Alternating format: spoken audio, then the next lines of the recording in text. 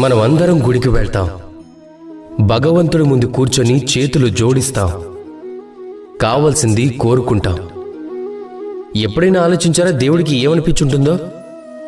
నా భక్తులు నా దగ్గరకు వచ్చేది కోరికలు నెరవేర్చుకోవడానికి కానీ నన్ను కలవడానికి కాదు అని.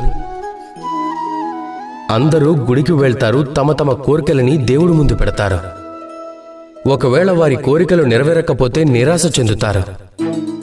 కనుక ఇకపై ఎప్పుడు గుడికి వెళ్ళినా మీరు భగవంతుడి ముందు కూర్చోండి, నమస్కరించండి, ధన్యవాదాలు చెప్పండి. ధన్యవాదాలు దేవా, మీరు నాకు ఏదైతే ఇచ్చారో దానితో నేను సంతుష్టుడనయ్యాను అని. నాకు మీ మార్గదర్శనం చాలు. నేను చేస్తున్న కర్మల ద్వారా నాకు లభించే కర్మఫలంలోనే నేను కోరుకున్నవన్నీ లభించేలా చేయండి అని కోరుకుంటే. ఒకవేళ కోరుకోవటానికి మాత్రమే గుడికి వెళ్తే మీరు ఆ దేవుడు ముందు ఎంతో చిన్నవారైపోతారు. అలా కాకుండా మీ పనిని మీరు చేసి దైవానికి కృతజ్ఞతలు చెప్పడానికి వెళ్తే మీరు నిజమైన దైవాన్ని చూడగలుగుతారు. రాధాకృష్ణ.